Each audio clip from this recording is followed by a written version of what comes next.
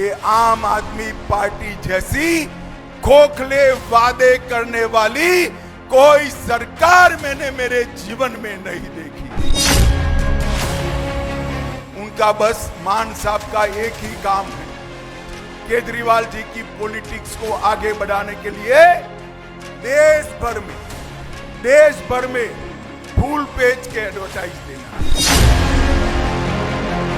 यहां के मुख्यमंत्री, उनके पास एक ही काम है, केजरीवाल जी को अगर मद्रास जाना है तो विमान लेकर दिल्ली जाना, उनको लेकर चेन्नई चले जाना। कलकत्ता जाना है तो विमान लेकर दिल्ली जाना, विमान में बिठाकर कलकत्ते पहुंचाना। मुझे तो कई बार मालूम ही नहीं पड़ता ये मुख्यमंत्री साहब है या पायलट है, इसका अंतर ही मालूम नहीं पड़ता। हर मैच्योर महिला के खाते में आप 1000 रुपया हर माह ट्रांसफर करने वाले थे। पंजाब की माताएं बहनें इसका राह देख रही है, मगर अब तक 1000 रुपया क्या 1000 पैसा भी ट्रांसफर नहीं हुआ। लड़कियों की शादी के लिए 51,000 रुपये की सहायता की थी, 15,000 आवेदन आ गए हैं, मगर एक को भी ये सहायता देने का काम भगवंत मान सरकार ने नहीं किया है। पंजाब सरकार पंजाब में एडवर्टाइज दे वो तो मैं समझ सकता हूं, मगर गुजरात, केरल और बंगाल में इनके एडवर्टाइज आते हैं, तिजोरी पंजाब की जनता की खाली होती है। भगवंत मान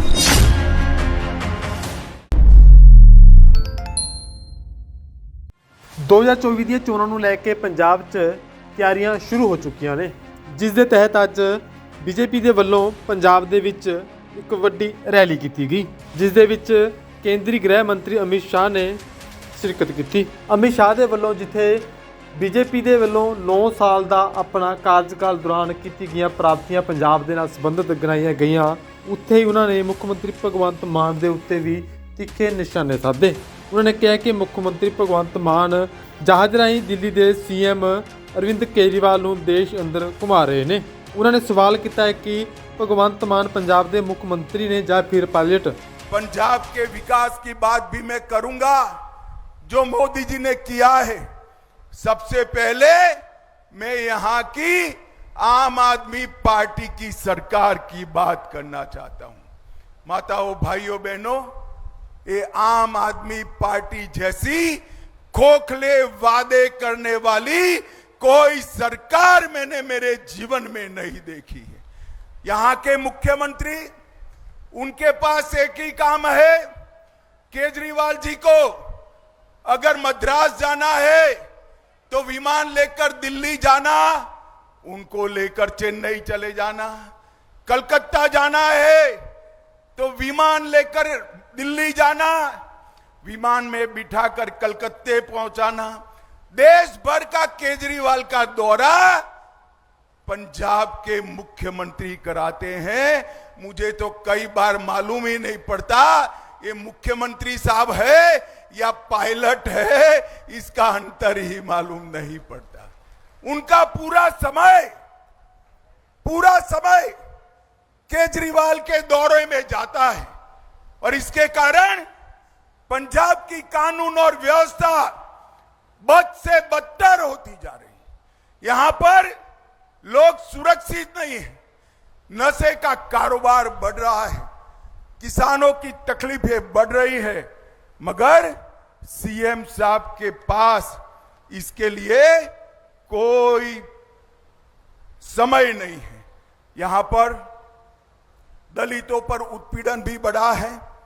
यहां के एक मंत्री वो दलित महिला के यौन शोषण में लिप्त है, मगर उस पर कोई कदम नहीं उठाया जाता।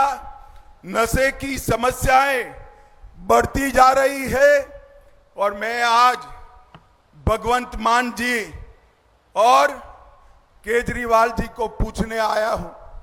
हर मैच्योर महिला के खाते में आप 1000 रुपया हर माह ट्रांसफर करने वाले थे।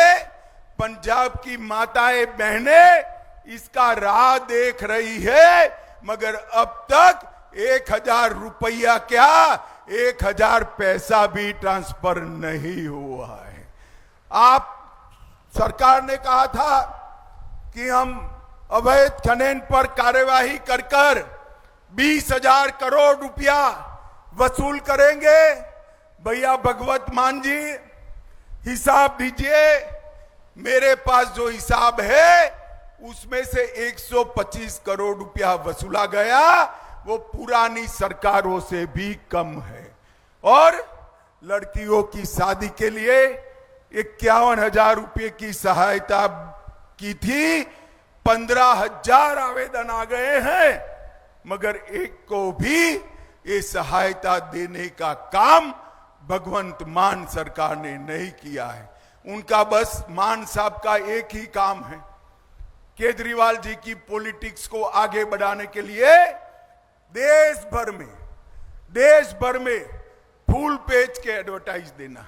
मुझे बताओ पंजाब वालों, पंजाब सरकार पंजाब में एडवर्टाइज दे वो तो मैं समझ सकता हूं, मगर गुजरात, केरल और बंगाल में इनके एडवर्टाइज आते हैं, तिजोरी पंजाब की जनता की खाली होती है। भगवंत मान, इस चुनाव में आओगे तब पंजाब की जनता इसका हिसाब मांगेगी।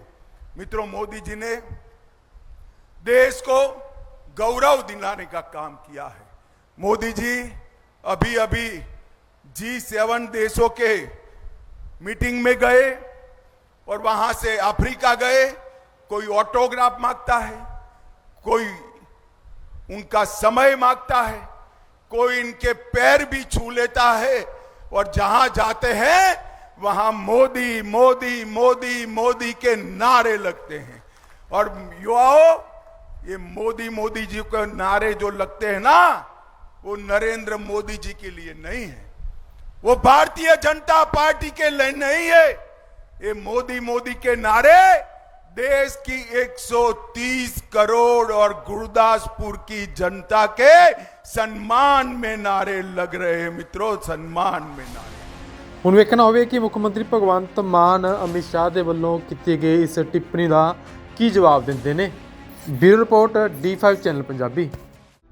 D5 ਚੈਨਲ ਪੰਜਾਬੀ ਤੇ ਹੋਵੇਗੀ ਪੱਖ ਦੇ ਮੁੱਦਿਆਂ ਦੀ ਗੱਲ। ਸਿਆਸੀ ਪਾਰਟੀਆਂ ਨੂੰ ਕਰਾਂਗੇ ਸਵਾਲ ਤਾਂ ਕਿ ਲੋਕ ਮਸਲੇ ਹੋਣ ਹੱਲ। 5 ਜੂਨ ਤੋਂ ਲੈ ਕੇ ਆ ਰਹੇ ਹਾਂ ਤੁਹਾਡੇ ਭਰੋਸੇ ਦੇ ਸਾਥੀ D5 ਚੈਨਲ ਪੰਜਾਬੀ ਤੇ ਪੰਜਾਬ ਡਿਬੇਟ। सोमवार तो शुक्रवार तक शामी 6 बजे तो 7 बजे तक वेखना ना भुलना पंजाब डिबेट।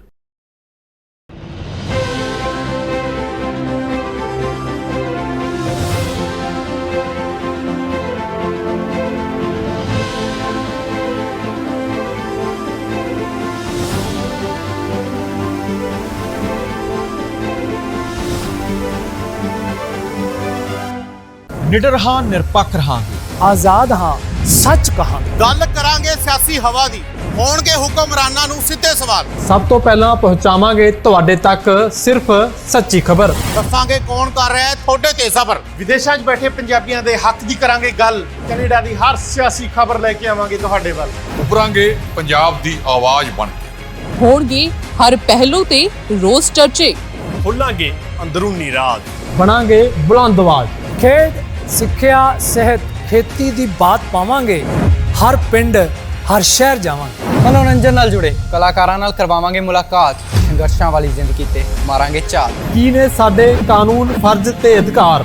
ਕੀ ਕਰਦੀ ਹੈ ਸਾਡੀ ਸਰਕਾਰ? ਕੀ ਹੈ ਤੁਹਾਡੀ ਮੁਸ਼ਕਲ ਦਾ ਹੱਲ? D5 ਚੈਨਲ ਪੰਜਾਬੀ ਦੀ ਕਚਹਿਰੀ 'ਚ ਹੋਵੇਗੀ ਸਿਰਫ ਲੋਕਾਂ ਦੀ ਗੱਲ। धर्म, धरोहर, सेहत और संस्कृति की होगी बात। अब D5 चैनल हिंदी भी होगा सर। D5 ਚੈਨਲ ਪੰਜਾਬੀ, ਆਪਣੀ ਧਰਤੀ, ਆਪਣੇ ਲੋਕ। ਸਤਿ ਸ਼੍ਰੀ ਅਕਾਲ ਜੀ, ਮੈਂ ਹਾਂ ਕੁਲਰਾਜ ਰੰਧਾਵਾ ਤੇ ਤੁਸੀਂ ਵੇਖ ਰਹੇ ਹੋ D5 ਚੈਨਲ ਪੰਜਾਬੀ, ਜਿਹੜਾ ਲਾਂਚ ਹੋ ਚੁੱਕਾ ਹੈ ਹੁਣ ਕੈਨੇਡਾ ਵਿੱਚ।